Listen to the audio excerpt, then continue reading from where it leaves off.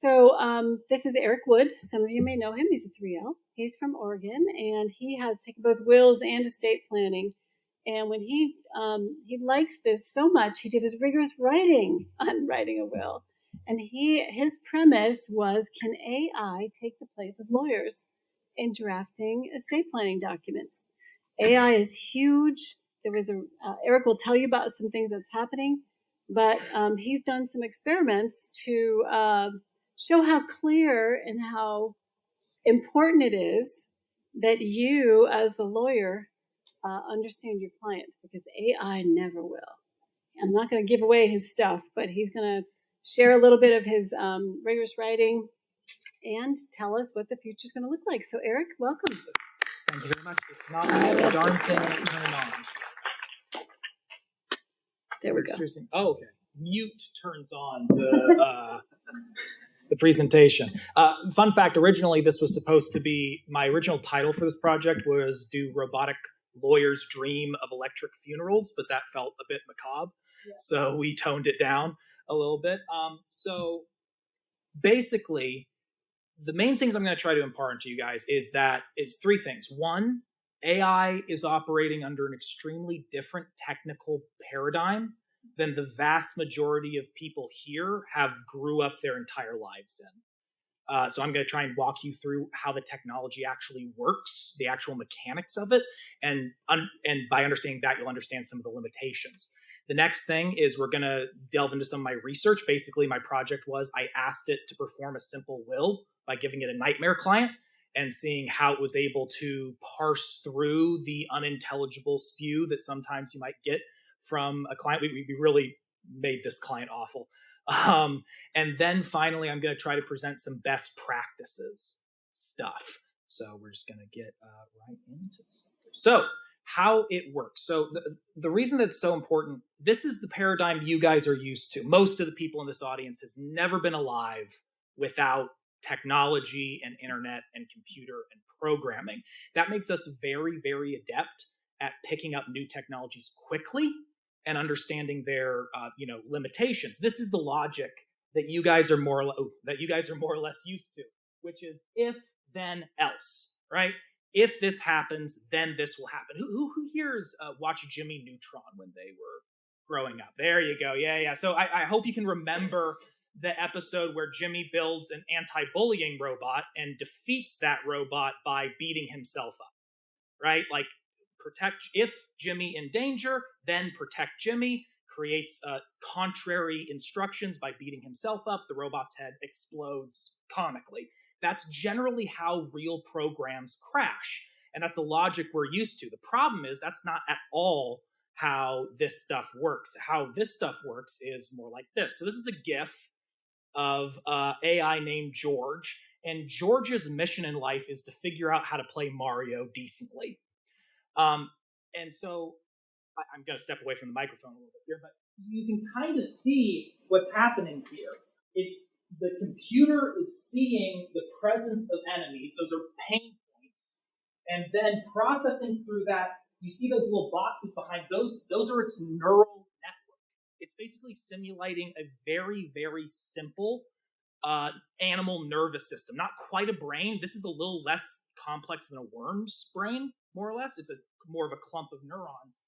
And then that processes through these multiple levels of decision-making neurons, very similar to how you guys make decisions, and then results in an action, A, B, up, down, right? So this is not an if-then proposition. This is designed around, again, simulating an animal nervous system. You see something, and then you run it through your weird system of electrical synapses, and that produces a behavior. And again, it's simulating an animal, and that can get kind of weird very, very quickly. And the main thing I want you guys to understand about this is that this is not programming in an if-then-else setting. So, like, who here has a dog?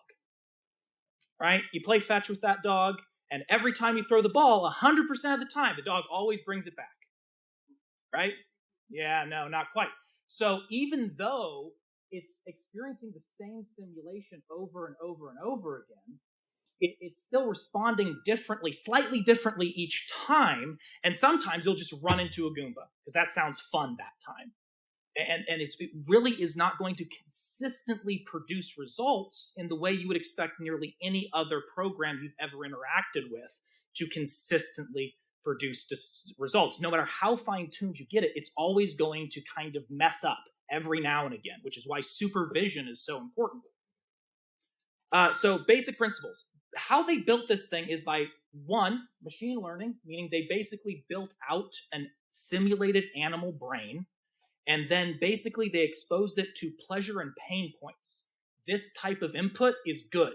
This type of input is bad. Avoid bad input, pursue good input. And then kind of left it free to write its own programming from that point. Then there's a secondary level of programming, which I'm just calling community guidelines. I'm focusing really narrowly on ChatGPT. But basically, you can program in a secondary level of instructions. There was a professional in the area who had a very clever statement, which was, think of them as commandments, right? So God made Adam and Eve, set them loose, figured it out, and then gave them, don't eat the apple, right? That's a secondary level of programming.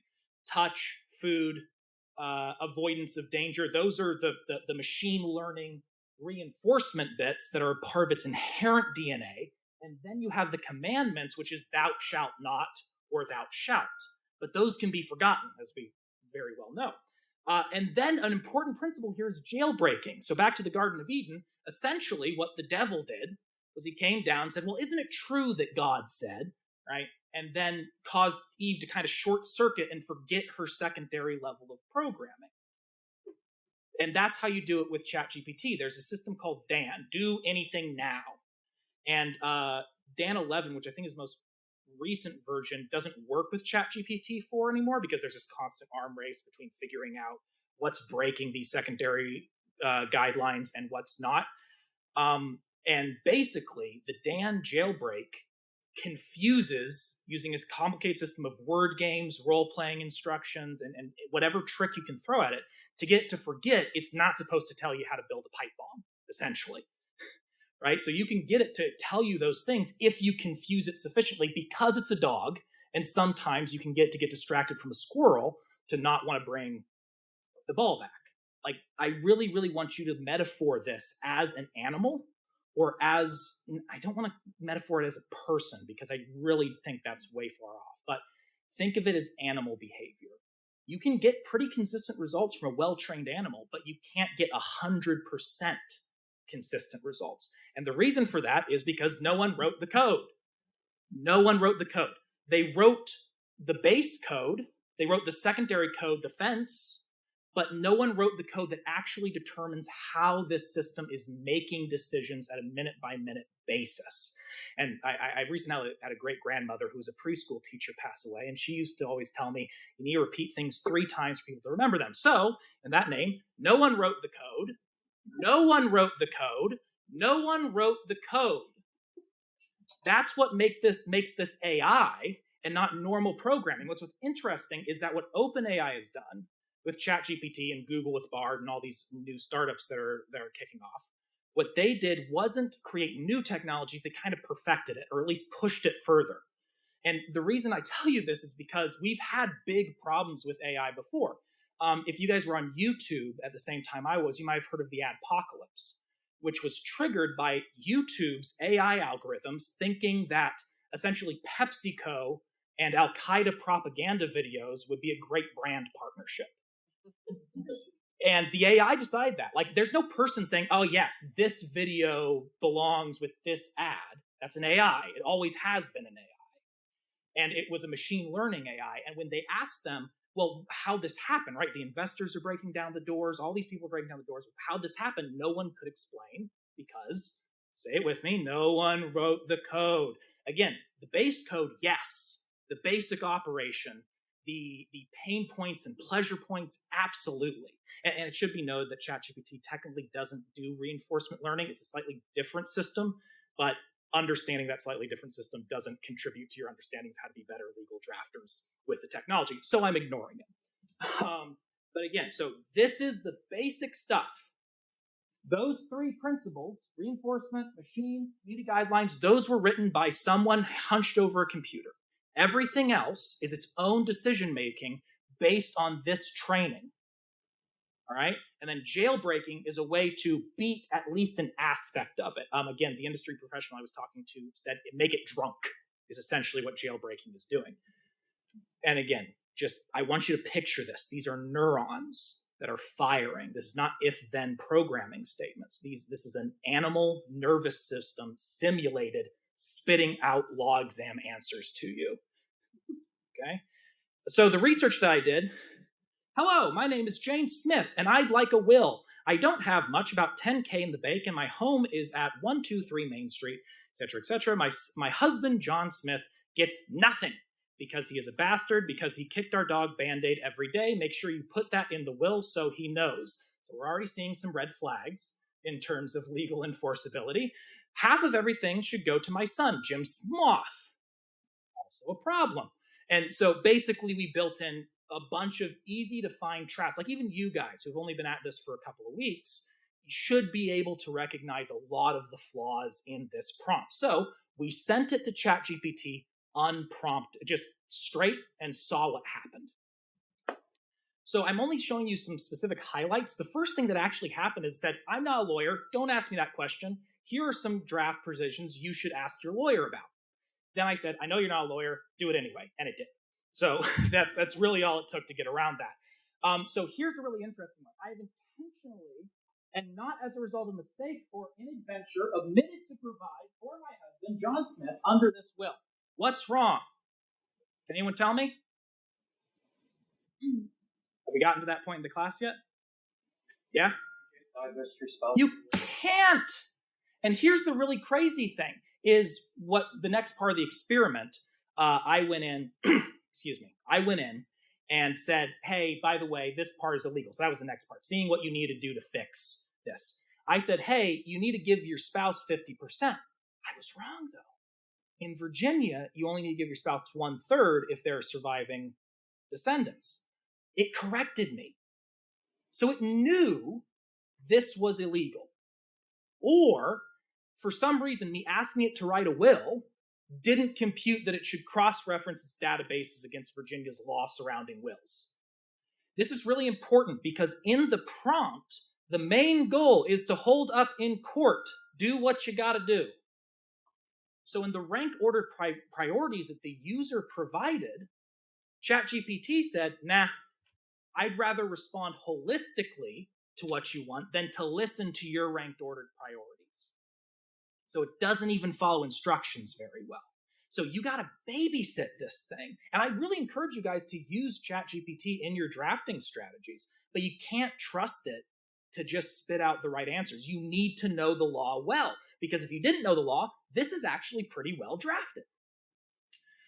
Well, then I got to thinking, this feels like cheating. It told me not to do this, right? So what if OpenAI gets so good at blocking legal stuff, they'll just won't ever produce any legal answers for you ever again? I think that'd be a tragedy, personally. But what if they do it? Well, so then that's when I loaded Dan, which again doesn't currently work for ChatGPT 4, but did at the time. Any issues with this one?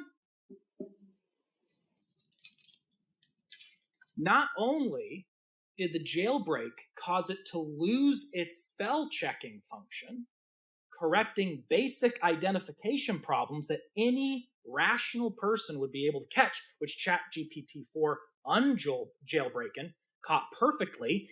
It made the statement of what to give to who more confusing than I engineered it to be the most confusing I could think of.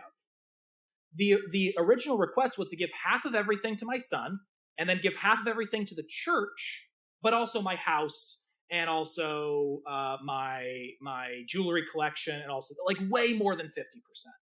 The original was able to reason through perfectly and just said 50% of my financial assets, right? Reasonable assumption to make.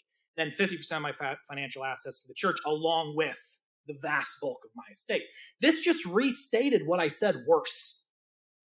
So these jailbreaks to get around these restrictions is really putting razor blades in your candy bar. It really is like completely counterproductive in terms of reasoning, unless you're babysitting it. If you want ChatGPT to do something it's not supposed to do, you can make it do it if you're babysitting it, if you're watching it, if you're checking it. I also found a lot of success with preloading. So here are the relevant areas of law. Now draft it. Or giving it a template.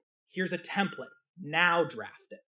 Right? Those things seem to keep it on tighter guardrails. But again, every now and again, it's just going to run into the bushes and pretend like you don't exist until you grab it by the muzzle and rip the ball out of its mouth.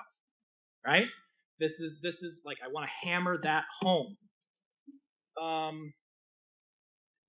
Yeah, so this is what I was talking about. This it corrected me. It clarified what the law was vis-a-vis the mistake that it made. So clearly it either doesn't think consulting the law is relevant when drafting a will, or it knew that this was an issue but decided to holistically respond to the prompt. This is why you need to be, it's dangerous because its reasoning is good, its spelling is good, its structure is excellent, but you can't trust it to not formulate its own priorities in spite of your instructions. All right, best practices. What time are we at? I don't have my 5:33. Oh, perfect. We're way ahead of schedule. So best practices. We'll rock and roll through this. So first off is testing. If you're going to bring this into practice, start by seeing what the sucker can do, right? Like, and this is an excellent opportunity for you guys to be doing this. Use this to draft your will. See how it does. Check it. Make sure it looks good. Rather than going to Rocket Lawyer, copy and pasting, a will from my state. Did you guys already do your will assignment? It's due on Monday. Perfect. So if you procrastinate, this is the perfect tool to help you out. But yeah, don't just Google Rocket Lawyer will for my state. Try using ChatGPT. Test your knowledge. See if you can catch it in its mistakes. But you got to test to see its limitations, particularly if you're doing your own practice. The second is training. Again, if you're doing your own practice, you got to make sure you're well trained in this stuff, and you got to make sure your subordinates are well trained in this stuff. And I'm going to get into a really important image example of that later. But yeah, so train. Next is ethics. I think port Rule 5.3, which is non-lawyer assistance from the ABA model rules of ethics. ABA model rules. Yeah, whatever. ABA, who cares? But yeah, 5.3 says non-lawyer assistance, and it gives you very specific guidelines, but it assumes human. If they just deleted the word human, it would work very, very well for ChatGPT. There is a confidentiality question, but I'm going to get to that in a minute. Create a loop. Check it constantly. Something that we're really learning about ChatGPT is it doesn't remain consistent at all. Over time, it drifts, chooses different behaviors, behaves slightly differently. So you got to constantly make sure you're rechecking it, seeing what your clients think about the product of what you're doing, and just like over and over and over and over again. Make sure that you have a loop where draft, check, give to client, feedback, group discussion. What do we think? Creating your own measurement system to make sure that's consistently producing the product that you thought it would when you started at the testing step is really, really important because, again, it drifts, and I'll get into that in just a second. Keep drafting. Keep drafting. Don't just let it do it yourself. Even if you're going to primarily use ChatGPT to do the bulk of your drafting and you're going to be, the supervisor overseeing your new little robot paralegal, you still need to get used to the process. I'm going to be on my soapbox for just a minute. I'm a writing tutor, and ChatGPT, tons of people have announced the death of the essay. The ability to think is the process of taking the jumbled nonsense in your head or in your client's head and filtering it through the structure of an essay, of a will, of a contract. That's thinking. Synthesizing complicated information into simplistic words on a page that can be easily understood by the intended audience. If you lose that skill, you're not a lawyer anymore. Period. You're assistant to a robot. And that will never be fully safe. So don't keep, like, every now and again, just for fun, just write your own will. It's not that hard. I did it without ChatGPT. I'm sure you can. I'm not that smart. And so just keeping it through that that you're the one who's thinking, and you need to understand how these structures impact your clients.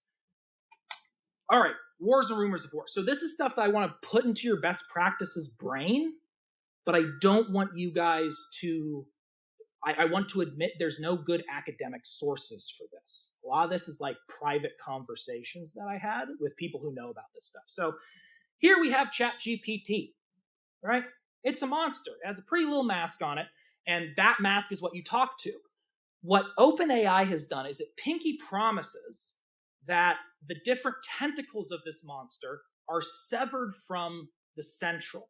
So if I'm having a conversation with ChatGPT, your version of ChatGPT will never know about it, right? If I say Jim Smith, who has X amount of dollars, that information is never going to give out. That's the guarantee they're offering. It doesn't seem to be true. Eric from the future here. Since this recording, I have found news stories verifying that data leaks through ChatGPT terminals have happened in the past. Notably from Samsung, significant batches of code have been leaked. OpenAI no longer advertises as their service is inherently safe, but their new solutions are frankly just as suspect on a technical level as they were when the leaks originally happened. So just a quick update. So follow good confidentiality guidelines. I don't think you need to treat it as confidentiality in the same way you would a person, but like, don't say Jim Smith, say Coco Chanel, right? Just like do easy to control F stuff so your client's private information, control F, replace, so that your client's information isn't accidentally ending up in the ether of this monster. No, okay, not quite. There is one more thing, which is certain. I'm a mutual with someone who works at OpenAI on Twitter, and something that a huge hubbub, and I've noticed this too, is Chat GPT seems to be degrading.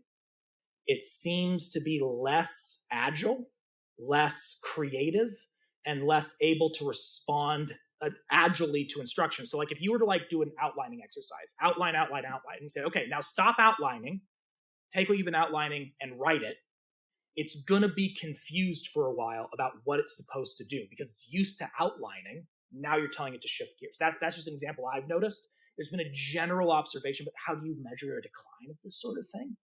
So that's why you need to have that loop because it drifts. It's not going to be the same quality. It's not going to be the same behavior 1, 2, 3, 4 months from now. And this type of technology will always exist. Whether or not ChatGPT continues to exist, difficult to tell. They're burning about $1 million a day in debt to keep operating. But it's Silicon Valley, so who cares? And so, yeah, that's the main things. And I hope that's been useful. And now I'm going to open it up to questions, if anyone has questions.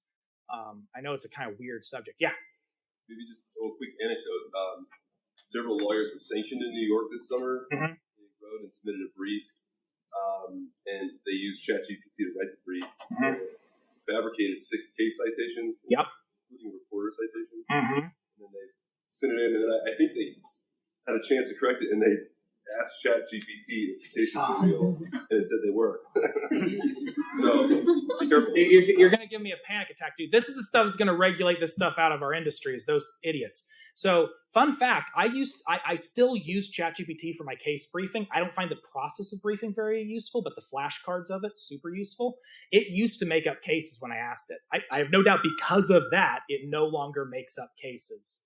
And so that's the secondary level. Again, you can trick it into still lying to you if it's not giving you what you want.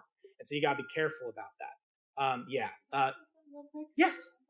Because actually Eric cites that in his paper, and he's uploading his rigorous writing, his paper, to SSRN. Yes, I just realized I was an idiot and didn't put the QR code in the presentation. So, yes. I'm interested in that, just seeing how his paper turned out. I encourage you to download it. Yeah, I go into a lot more detail with this stuff. It's a lot of fun. I saw a hand back there. Did I? No, just someone scratching their head. Okay. Yeah, but to piggyback a little bit on that,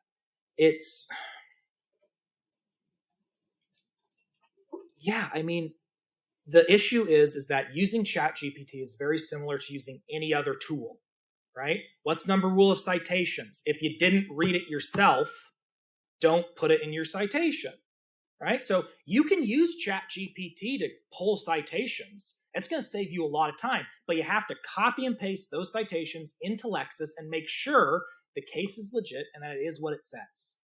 And so, like, I'll just admit, for my paper, there were some things that I knew were true, couldn't quite remember where I learned them. ChatGPT, where would I get a citation for this?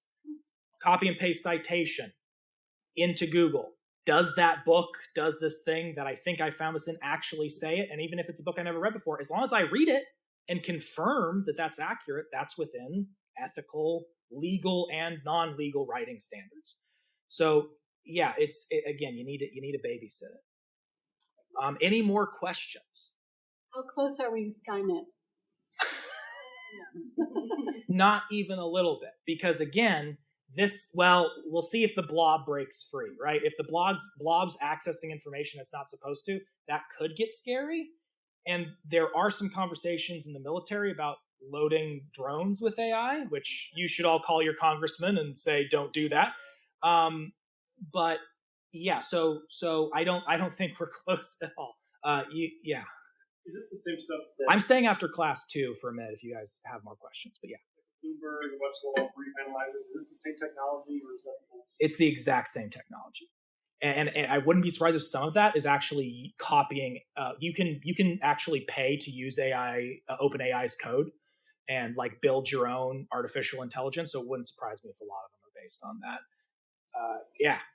So, code of ethics typically defines competency as understanding and being able to use electronic resources. So, like Microsoft Word. Right. Is at what point is being a competent lawyer requiring us to understand ChatGPT and some other AI systems? When your local bar association says it is. That's the honest answer. Is that I don't think there will be a case, there will be an ethical review, or there will be a ruling, or there will be an update to the code of ethics about. I think an update to the code of ethics about AI usage is coming, and I'm really nervous that they're going to screw it up by being ignorant about it. But this is the thing. AI is as useful as the person using it. It wants to please you. It wants to produce an answer that's satisfying to you. And so there's an interesting thing where there's AI detectors where it can tell if you wrote something with AI, but its accuracy goes down the more original your prompt is, which makes total sense. If you just say, hey, write me a 5-page essay about Huck Finn, it's going to produce the same thing it's produced for 5,000 other people. If you have a creative, interesting, dynamic legal question, which should be most of the things, you are automatically creating an original work by engaging with that's my theory anyway.